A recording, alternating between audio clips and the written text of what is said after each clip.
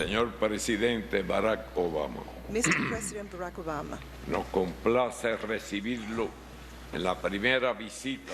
we are pleased to welcome you on this, the first visit of a President of the United States of America to our country in 88 years. Constatamos que en los 15 meses transcurridos, We have observed that in the 15 months that have passed since the decision was made to establish our diplomatic relations, we have obtained concrete results. reanudamos el correo postal directo, We were able to resume direct postal exchanges, and we signed an agreement to resume commercial flights.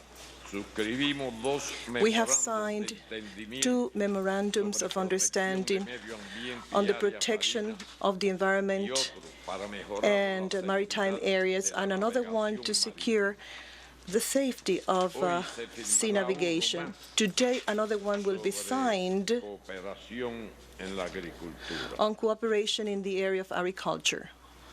Actualmente At the se moment, está negociando otro grupo de instrumentos another set of bilateral instruments are being negotiated to cooperate in such areas as counter narcotics, seguridad del comercio y de los viajeros, the safety of commerce and travelers, and health.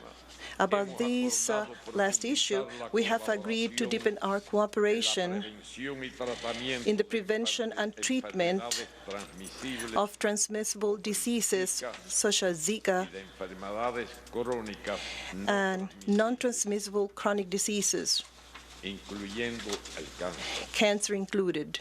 Esta cooperación es beneficiosa This cooperation is beneficial not only for Cuba and the United States, también para nuestro hemisferio. but also for our hemisphere at A large. partir de las decisiones adoptadas por el Following the decisions made by President la Obama aplicación de algunos to modify the application of some aspects of the blockade, empresas cubanas y sus contrapartes Cuban enterprises and their American trabajan counterparts en la identificación de are working to identify possible commercial operations pudieran concretar that could materialize aún restrictivo in the still restrictive framework en vigor. of existing regulations. Algunas se han materializado The fact is that some have en el already área de las telecomunicaciones, materialized, especially in the area of telecommunications, en el que nuestro país an cuenta area con in un which our programa country basado en sus prioridades already de has a desarrollo program designed on the basis of its soberanía priorities and the necessary technological sovereignty, apropiado de estas one that can secure their appropriate use intereses. at the service of national interests. También se avanza en negociaciones para la adquisición Progress de has also been medicamentos, made toward the acquisition of equipos medicines, médicos y equipamientos medical material, para generación de and energía y equipment for power protección del generation medio ambiente. and environmental protection, these among others. Mucho más pudiera hacerse si se levantara el Much more bloqueo could be de los done Estados Unidos. if the U.S. blockade were lifted. Reconocemos la posición del presidente We recognize the position of President Obama and his administration against the blockade los reiterados llamados que ha hecho al and Congreso. his repeated appeals to Congress to have it removed.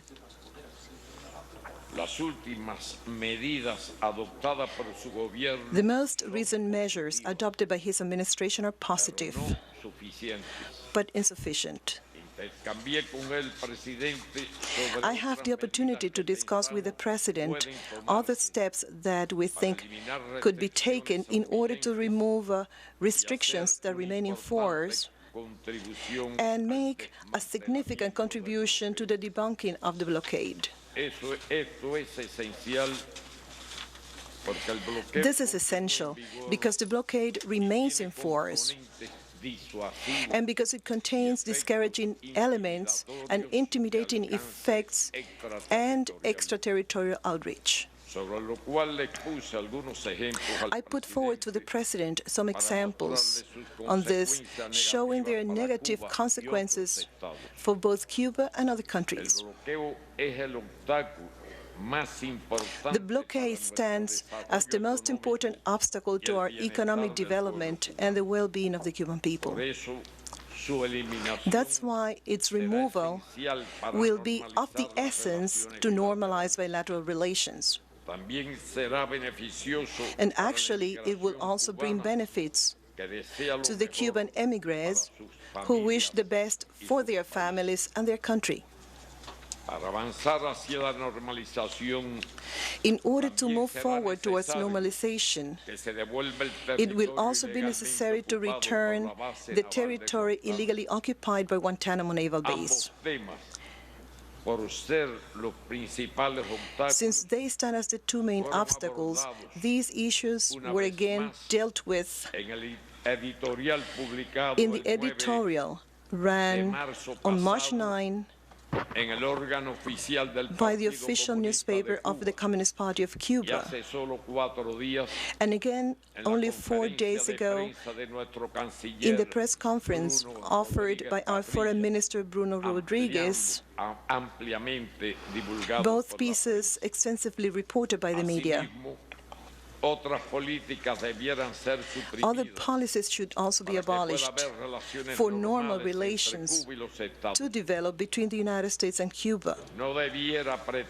No one should intend to have the Cuban people renounce the destiny it shows in freedom and sovereignty, the same for which it has made enormous sacrifices.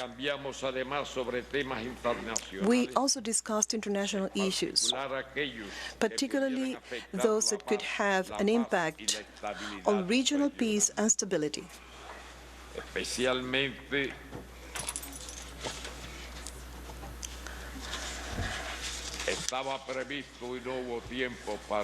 We had thought to discuss other issues, but we did not have enough time.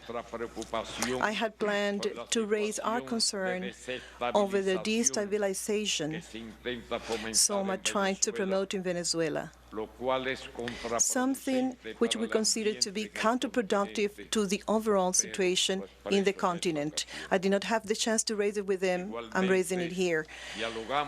Likewise, we talked about the ongoing peace process in Colombia and the efforts to put an end to that conflict. There are profound differences between our countries that will not go away, since we hold different concepts on many subjects, such as political systems, democracy, the exercise of human rights, social justice, international relations, and world peace and stability. We defend human rights. In our view, civil, political, economic, social, and cultural rights are indivisible, interdependent, and universal. Actually, we find it inconceivable that a government does not defend and ensure the right to health care, education, social security, food provision and development, equal pay,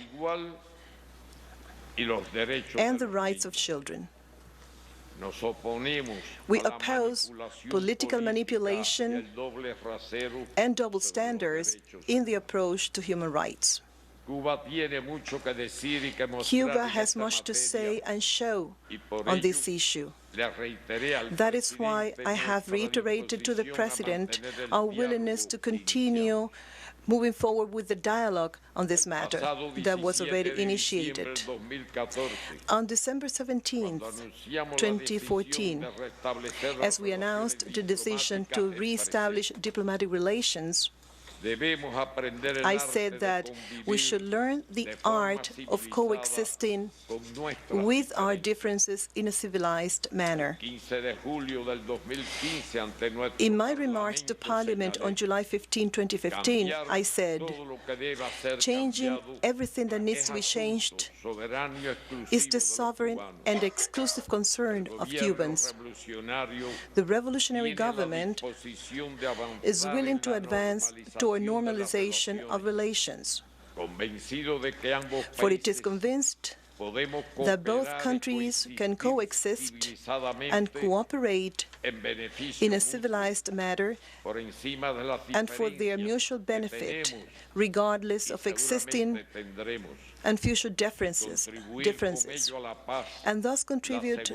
seguridad, peace, la estabilidad, security, el desarrollo y la stability, equidad development, en nuestro and equity continente in our y el continent mundo. and around the world. Hoy Today, ratifico que debemos poner I en reaffirm práctica that we should el arte exercise de la the art convivencia of civilized civilizada, coexistence, que implica which involves aceptar y respetar accepting las and diferencias respecting differences y no hacer de ellas el centro and preventing de nuestra these from relación, becoming the center of our sino relationship. promover vínculos We should que instead privilegien promote el links beneficio de that can ambos benefit países y both pueblos our countries and peoples, y concentrarnos en lo que nos while acerca focusing y no on en those lo que things that nos bring us separa. closer and not on those that pull us apart. Coincidimos en We que nos agree queda por delante un largo that a y long complejo and complex camino por path recorrer. still lies ahead. Pero lo importante es que hemos But what is most comenzado important a dar is that we have pasos started taking the para first construir steps una relación to de build nuevo a tipo, new type of como la relationship, que nunca ha one that existido has never entre Cuba existed y los between Estados Cuba Unidos. and the United States.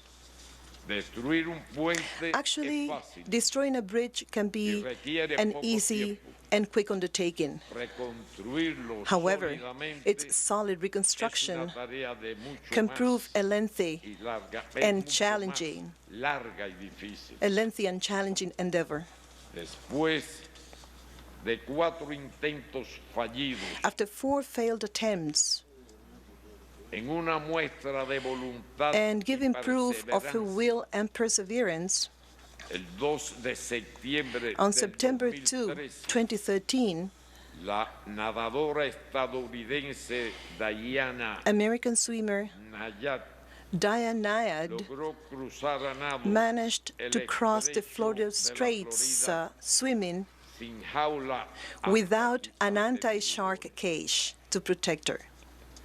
Para esa hazaña For that exploit de vencer la distancia of que conquering separa the geographical geográficamente a distance nuestros países, between our two countries, o por esa hazaña, el 30 de agosto del 2014, it was for that exploit that on August bajo los 30th, acordes de los 2014, himnos as the nacionales national de Cuba y los anthems of Estados Cuba and the Unidos, United States were played, fue condecorada con la she was Orden al presented Mérito Deportivo with the Order otorgado of por el Sport Consejo de Merits, Estado a cubano. decoration awarded by the State Council. Esta proeza Such contiene feat un fuerte carries mensaje. a powerful message, Debería servirnos de one that should ejemplo serve as an example para las relaciones to our bilaterales, bilateral relations, ya que confirma for it confirms que si ella pudo, that if she could do it, entonces then nosotros también podemos. we can do it too. Le reitero al To presidente President Obama, I reiterate our appreciation for his visit y la voluntad del gobierno and the de willingness of the government Cuba of de seguir Cuba avanzando en los próximos to meses continue moving forward in the forthcoming months for the well-being of our peoples and countries. Thank you very much.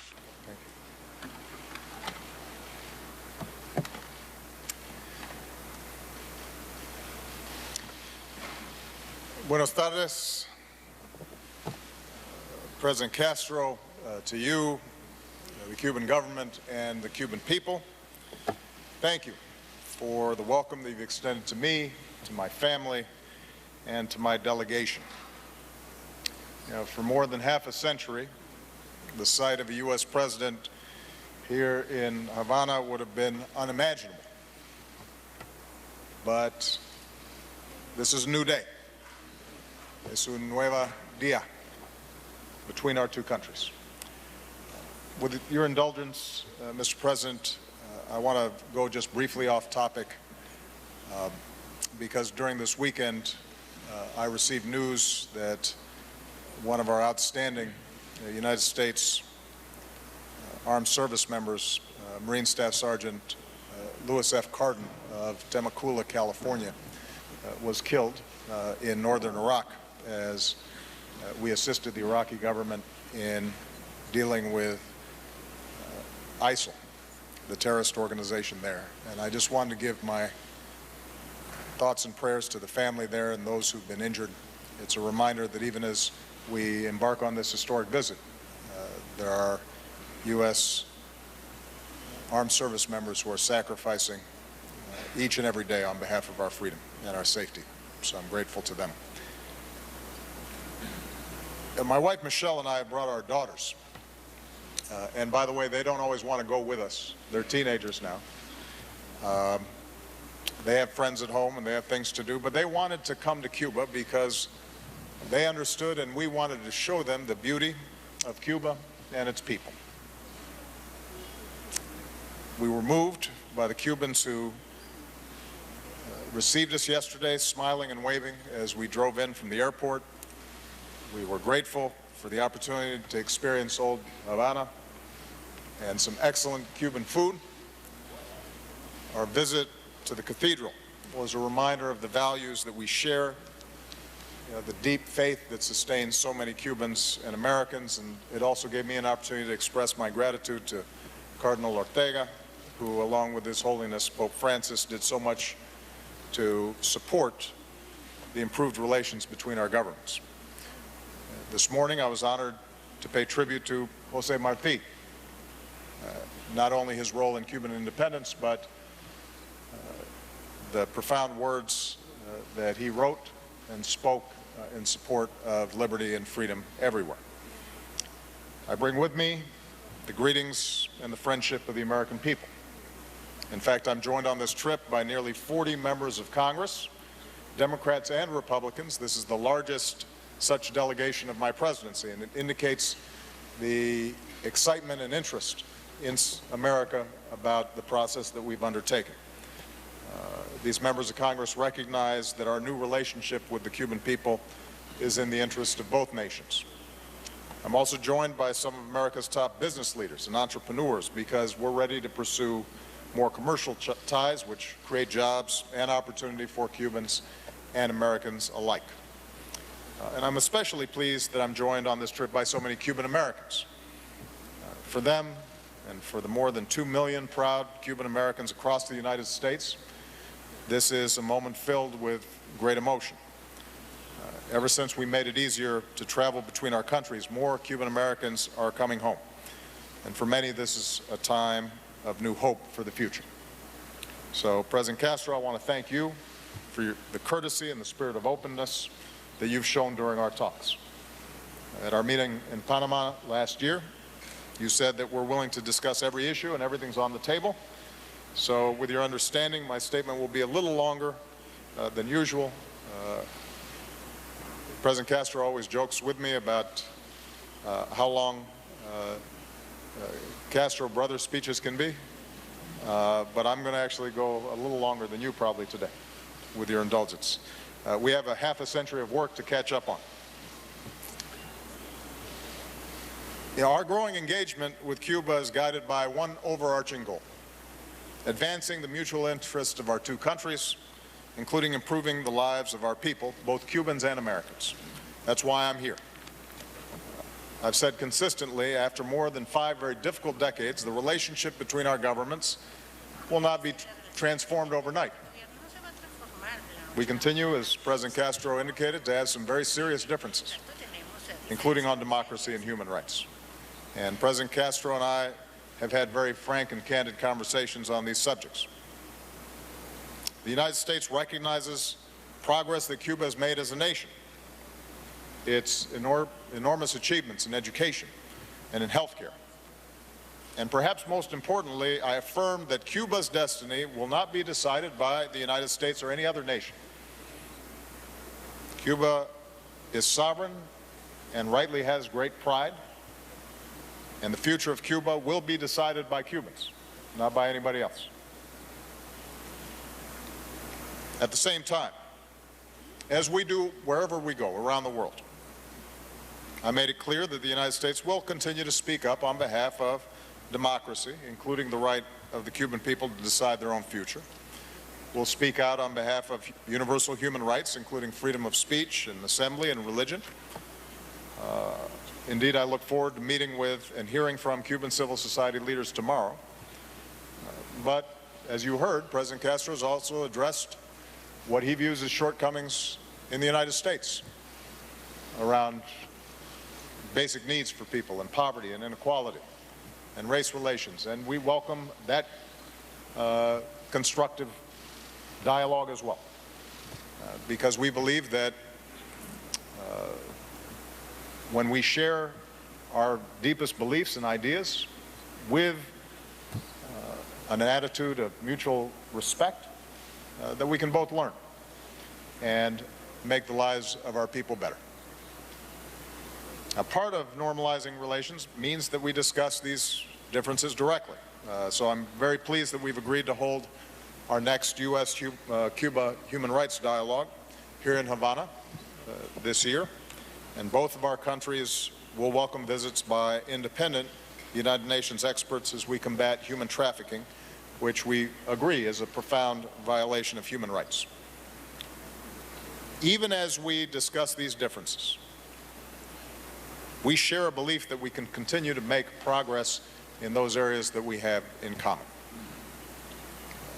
President Castro, you said in Panama that we might disagree on something today on which we would agree tomorrow. And that's certainly been the case over the past 15 months and the days leading up to this visit.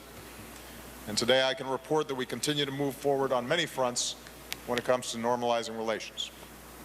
We're moving ahead with more opportunities for Americans to travel to Cuba and interact with the Cuban people. Over the past year, the number of Americans coming here has surged. Last week, we gave approval for individual Americans to come here for educational travel. U.S. airlines will begin direct commercial flights this year. With last week's port security announcement, we've removed the last major hurdle to resuming cruises and ferry service, all of which will mean even more Americans visiting Cuba in the years ahead and appreciating the incredible history and culture of the Cuban people. We're moving ahead with more trade. With only 90 miles between us, we're natural trading partners. Other steps we took last week, allowing the U.S. dollar to be used more widely with Cuba, giving Cubans more access to the dollar in international transactions, and allowing Cubans in the U.S. to earn salaries.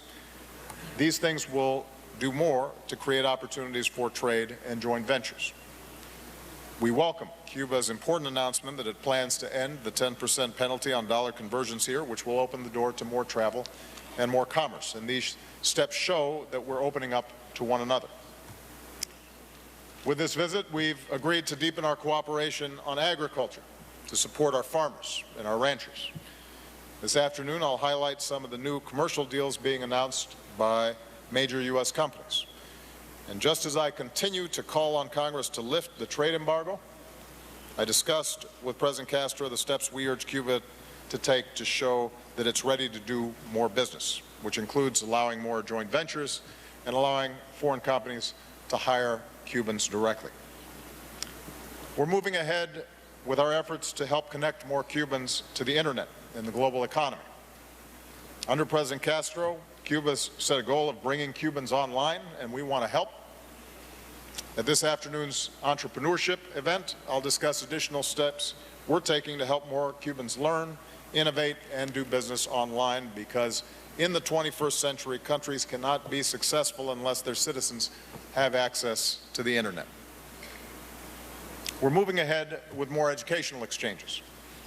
Thanks to the generous support of the Cuban American community, I can announce that my 100,000 Strong in the Americas initiative will offer new opportunities for university students to study abroad, more Americans at Cuban schools and more Cubans at U.S. schools. And going forward, educational grants and scholarships will be available to Cuban students. And in partnership with the Cuban government, we'll offer more English language training for Cuban teachers, both in Cuba and online. Even as Cubans prepare for the arrival of the Rolling Stones, we're moving ahead with more events and exchanges that bring Cubans and Americans together as well. We all look forward to tomorrow's matchup between the Tampa Bay Rays and the Cuban national team. And more broadly, we're moving ahead with partnerships in health, science, and the environment. Just as Cubans and American medical teams have worked together in Haiti against cholera and in West Africa against Ebola, and I want to give a special commendation to Cuban doctors who volunteered and took on some very tough assignments to save lives in West Africa in partnership with us and other nations. We very much appreciate the work that they did. Our medical professionals will now collaborate in new areas, preventing the spread of viruses like Zika and leading new research into cancer vaccines. Our governments will also work together to protect the beautiful waters of this region that we share. And as two countries threatened by climate change, I believe we can work together to protect communities and our low-lying coasts. And we're inviting Cuba to join us and our Caribbean and Central American partners at this spring's Regional Energy Summit in Washington. And finally, we're moving ahead with our closer cooperation on regional security. We're working to deepen our law enforcement coordination, especially against narco-traffickers that threaten both of our peoples. I want to thank President Castro and the Cuban government for hosting peace talks between the Colombian government and the FARC. And we remain optimistic that Colombians can achieve a lasting and just peace. And although we did not have an extensive discussion of Venezuela, we did touch on the subject. And I believe that the whole region has an interest in a country that is addressing its economic challenges, is responsive to the aspirations of its people, and is a source of stability in the region. That is, I believe, an interest that we should all share. So again, President Castro, I want to thank you for welcoming me. I think it's fair to say that the United States and Cuba are now engaged across more areas than any time during my lifetime. And with every passing day, more Americans are coming to Cuba, more U.S. businesses and schools and faith groups are working to forge new partnerships with the Cuban people. More Cubans are benefiting from the opportunities that this travel and trade bring. As you indicated, the road ahead will not be easy. Fortunately, we don't have to swim with sharks in order to achieve the goals that you and I have set forth. As you say here in Cuba, echar para delante. Despite the difficulties, we will continue to move forward. We're focused on the future, and I'm absolutely confident that if we stay on this course, we can deliver a better and brighter future for both the Cuban people and the American people. So, muchas gracias. Thank you very much. Pasamos ahora a una breve sesión. We now will have a short Q&A session, so I kindly ask the journalists to identify themselves and use the mics that are in the room. A first question for President Barack Obama. First question, Jim Costa. La primera pregunta para Jim Castro. Gracias, President Castro. Thank you, President Castro, for your hospitality here in Havana. Muchas gracias, señor presidente. In your meeting with President Castro, En su what reunión con words el did you use to urge him to pursue democratic reforms and expand human rights here in Cuba? Will you invite President Castro to the White House? We know he's been to New York. And why did you not meet with Fidel Castro? And President Castro, mi padre es cubano. My father is Cuban. He left for the United States when he was very young. My father's Cuban. My father is For the United States when he was young. Ve una dirección nueva. This is a new democratic direction for your country. Democratic direction for your country. Y por favor, señor. ¿Por qué And please, tienen sir, prisioneros why do you have Cuban political prisoners? Why do you have, ¿Y por qué no los and why don't you release them? Y, por favor, una pregunta And más. another last ¿A quién question. prefiere? Hillary Clinton or Donald Trump? Who do you prefer, Hillary Clinton or Donald Trump? Thank you.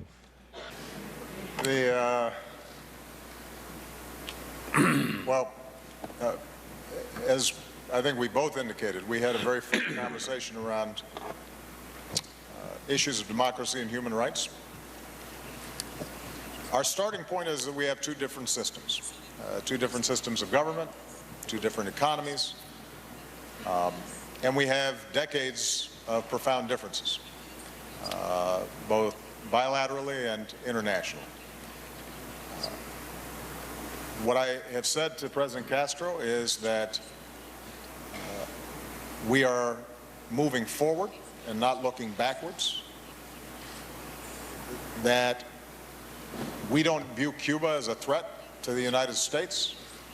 I hope that my visit here indicates the degree to which we're setting a new chapter in Cuban-American relations.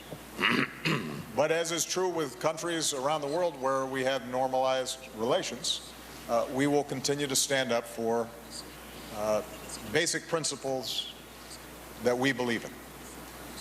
America believes in democracy. We believe that freedom of speech and freedom of assembly and freedom of religion are not just American values, but are universal values. They may not express themselves exactly in the same way in every country. They may not be enshrined in the founding documents or constitutions of every country the same way or protected legally in exactly the same ways, but the impulse, the human impulse towards freedom, the freedom that Jose Marti talked about, we think is a universal longing. President Castro, I think, has pointed out that in his view, making sure that everybody's getting a decent education or health care, has basic security in old age, that those things are human rights as well. I personally would not disagree with that. But it doesn't detract from some of these other concerns. And the goal of the human rights dialogue is not for the United States to dictate to Cuba how they should govern themselves, but to make sure that we are having a frank and candid conversation around this issue, and hopefully that we can learn from each other. It does not mean that it has to be the only issue we talk about. Economics, health, scientific exchanges, international cooperation on issues of regional as well as global import are also important. But this is something that we are going to stay on. I actually welcome President Castro commenting on some of the areas where he feels that we're falling short, because I think we should not be immune or afraid of criticism or discussion as well. Here's the one thing I do know, is that when I talk to Cuban Americans, and Jim, you're second generation, and so I think I speak not for you directly, but for many that I talk to around the United States.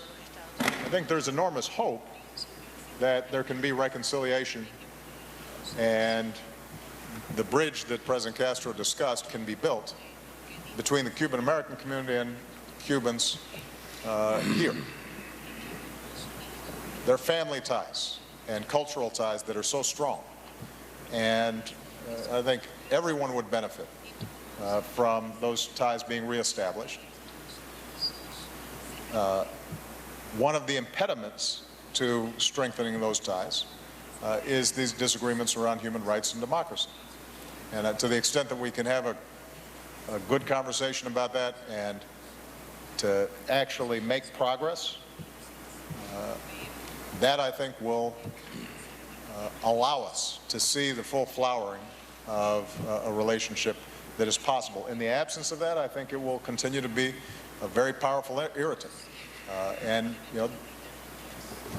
This is not unique to U.S.-Cuban relations. It's one that, as you know, I have conversations with when we go to bilateral meetings with some of our very close allies, as well as countries that we don't have as close of a relationship to. But I think it is something that that matters. And I've met with people who've been subject to arbitrary detention, and that's something that I generally have to speak out on because I hear from them directly and I know what it means for them. Go ahead. Excuse me.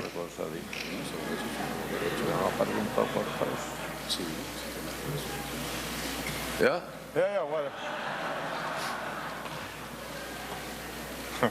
Estaba preguntando. I was asking if if his question was directed to me or to President Obama. You talked about you talked about political prisoners. Para usted. Parece. And Trump and Hillary. ¿Para a quién? ¿A él o a mí? For him or for me? Para su, señor Presidente Castro. ¿Qué dijo de los presos? For you, President Castro, what did you say about political prisoners? Can you repeat that question about political prisoners? Si hay presos políticos. Did you ask if we had political prisoners? Si hay presos Did you políticos. ask if we had political prisoners? Políticos cubanos. I wanted to know if you have Cuban political prisoners and why you don't release them. Well, give me a list of the political prisoners and I will release them immediately. Just mention a list.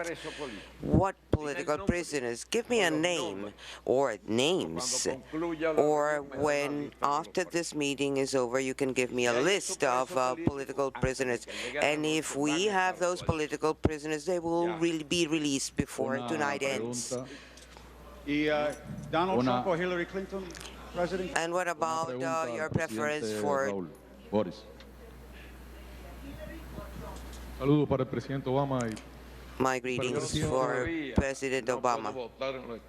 Well, I cannot vote in the United States. ¿Cómo? una pregunta para el presidente. My question is for President Raul Castro. My name is Boris Frente. I'm from the Cuban TV. President Raul Castro, you have repeatedly stated, and today once again, that we must learn to coexist in a civilized manner with our differences. Could you broaden this concept at this historical moment that we are living? And then I have a brief question for President Obama. President Obama, could U.S. government give more space to eliminate the U.S. blockade during your mandate so that another generation of Cubans would not have to suffer this economic and commercial blockade against Cuba? The first question was for me. The first one was, Please repeat your question because I couldn't hear well. Usted ha dicho en reiteradas ocasiones, You have said repeatedly hoy, lo ha repetido otra vez, debemos aprender that cómo we vivir must learn to civilizadamente coexist in a civilized manner with our differences. Well, President Obama himself has referred to that. We have given the first steps, many for being the first steps, and we must continue giving these steps. And I'm sure that we will be able to coexist peacefully in an environment of mutual cooperation as we are doing already in many fields for the benefit of both countries and for the benefit of other countries as we have already done in Haiti when the cholera and in Africa with the Ebola. That is the future of mankind if we want to save the human species. Though the water grows and or the level of water grows and the island may become smaller. That is, you are making too many questions to me. I think questions should be directed to President Obama. So We have administratively already made a number of modifications on the embargo. I referred to a number of them in my opening statement. We've actually been fairly aggressive in exercising as much flexibility as we can, given that the law putting the embargo in place has not been repealed by Congress. There may be some technical aspects of the embargo that we can still make adjustments on, depending on problems as they arise. So, for example, the issue around the dollar and the need to make modifications in terms of how the embargo was implemented to encourage rather than discourage reforms that the Cuban government itself is willing to engage in and to facilitate greater trade and commerce. That is something that grew out of the dialogue between our governments, and we have made appropriate adjustments to it. It will take some time for commercial banks to understand the new rules, but we actually think that this is an area where we can improve current circumstances. But I'll be honest with you that the list of things that we can do administratively is growing shorter, and the bulk of changes that have to be made with respect to the embargo are now going to rely on Congress making changes. I've been very clear about the interest in getting that done before I leave. Frankly, Congress is not as productive as I would like during presidential election years. But the fact that we have such a large congressional delegation with Democrats and Republicans with us is an indication that there is growing interest inside of Congress for lifting the embargo. As I just indicated in my earlier answer, how quickly that happens will in part depend on whether we can bridge some of our differences around human rights issues, and that's why the dialogue, I think, is so important. It sends a signal that at least there's engagement between the two countries on these matters. Okay.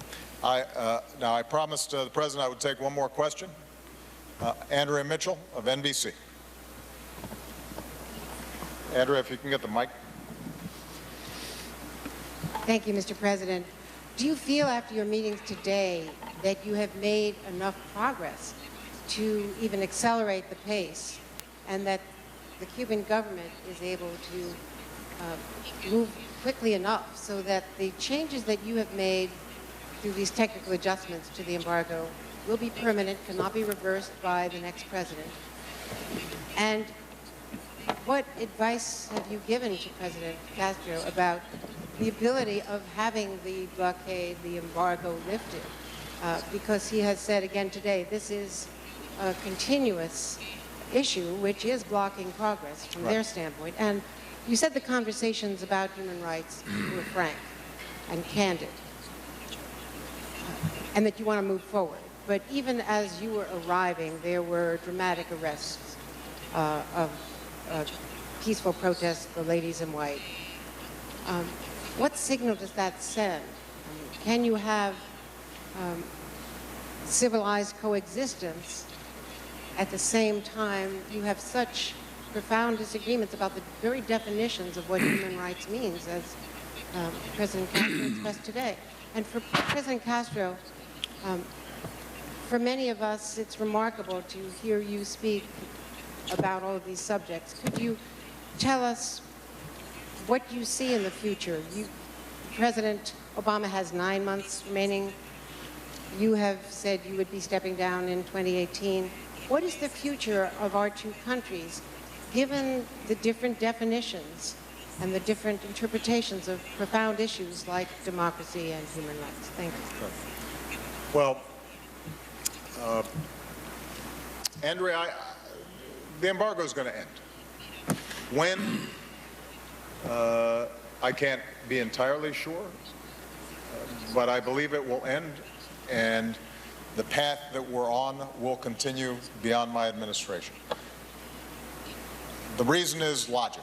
The reason is that what we did for 50 years did not serve our interests or the interests of the Cuban people. And as I said when we made the announcement about normalization of relations, if you keep on doing something over and over again for 50 years and it doesn't work, it might make sense to try something new. And that's what we've done. And the fact that there has been strong support, not just inside of Congress, not just among the American people, but also among the Cuban people, indicates that this is a process that should and will continue. Having said that, lifting the embargo requires the votes of a majority in Congress and maybe even more than a majority in the Senate. And as I indicated to President Castro, two things I think will help accelerate the pace of bringing the embargo to an end. The first is, to the degree that we can take advantage of the existing changes that we've already made, and we see progress, that will help to validate this change in policy. So, for example, we have said that it is no longer a restriction on U.S. companies to invest in helping to build internet and broadband infrastructure inside of Cuba. It is not against U.S. law, as it's been interpreted by the administration. If we start seeing those kinds of commercial deals taking place and Cubans are benefiting from greater access to the internet, and when I go to the entrepreneurship meeting later this afternoon, I understand that we're going to meet some young Cubans who are already getting trained and are facile and using the internet and interested in startups. That builds a constituency for ending the embargo. If we build on the work that we're doing in agriculture, and you start seeing more U.S. farmers interacting with Cuban farmers, and there's more exports and imports, that builds a constituency. And the possibility of ending the embargo increases. So hopefully taking advantage of what we've already done will help. And the second area, which we've already discussed extensively, is the issue of human rights. People are still concerned about that inside of Cuba. Now, keep in mind, I've got fierce disagreements with the Chinese around human rights. I'll be going to Vietnam later this year. I have deep disagreements with them as well. You know, when we first visited Burma, people questioned whether we should be traveling there because of long-standing human rights violations in our view. And the approach that I've taken has been that if I engage, frankly, clearly, stating what our beliefs are, but also being clear that we can't force change on any particular country. Ultimately, it has to come from within. Then that is going to be a more useful strategy than the same kinds of rigid disengagement that for 50 years did nothing. I guess ultimately what this comes down to, Andrea, is I have faith in people. I think that if you meet Cubans here and Cubans meet Americans and they're meeting and talking and interacting and doing business together and going to school together and learning from each other, then they'll recognize people are people. And in that context, I believe that change will occur.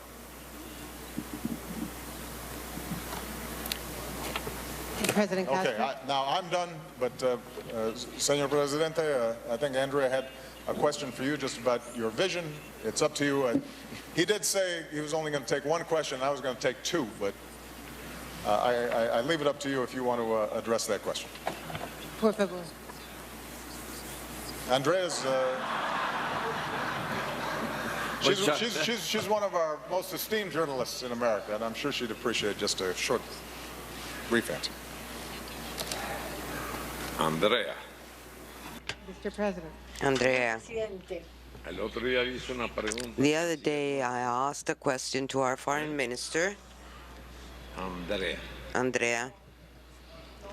Le están preguntando a usted, pero tenemos que concluir. But there is a program here to be fulfilled. I know that if I stay here, you'll make 500 questions. I said that I was going to answer one. Well, I'll answer 1.5. President Obama has already helped me out with the answer here. Andrea. Well, Andrea. I was reading here something I think about human rights, but I'm going to make the question to you now.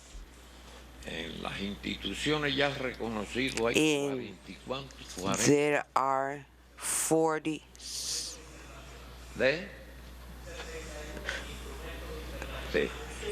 There are 61 international instruments recognized. How many countries in the world comply with all the human rights and civil rights that have been included in these 61 instruments? What country complies with them all? Do you know how many? I do. None.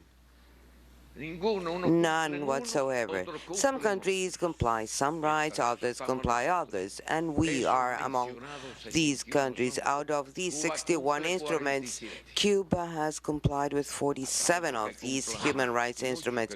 There are countries that may comply with more, those that comply with less. I think human rights issues should not be politicized. That is not correct. If that is the purpose, then we will stay the same way. Like, for example, for Cuba, that does not fulfill all the rights. Do you think there is any other more sacred right than the right to health, so that billions of children don't die just for the lack of a vaccine or a drug or a medicament? For example. Do you agree with the right to free education for all those born anywhere in the world or in any country? I think many countries don't think this is a human right. In Cuba, all children are born in a hospital and they are registered that same day, because when mothers are in an advanced pregnancy, they go to hospitals days before, many days before delivery, so that all children are born in hospitals. It doesn't matter if they live in faraway places or in mountains or hills. We have many other rights. A right to health, the right to education. Do you, and this is my last example that I will mention.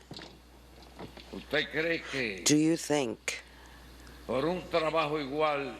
that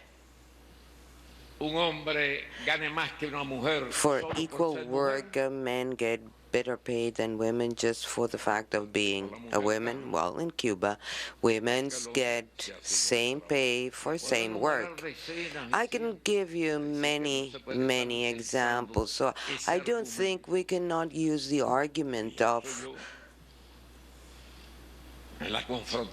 human rights for political confrontation. That is not fair. It's not correct. I'm not saying that it's not honest. It's part of confrontations, of course. But let us work so that we can all comply with all human rights. It's like talking about prices, and I'm going to end here because there is a commitment that we should end in time. It's not correct to ask me about political prisoners in general. Please give me the name of a political prisoner. And I think with this is enough. We have concluded. Thank you for your participation.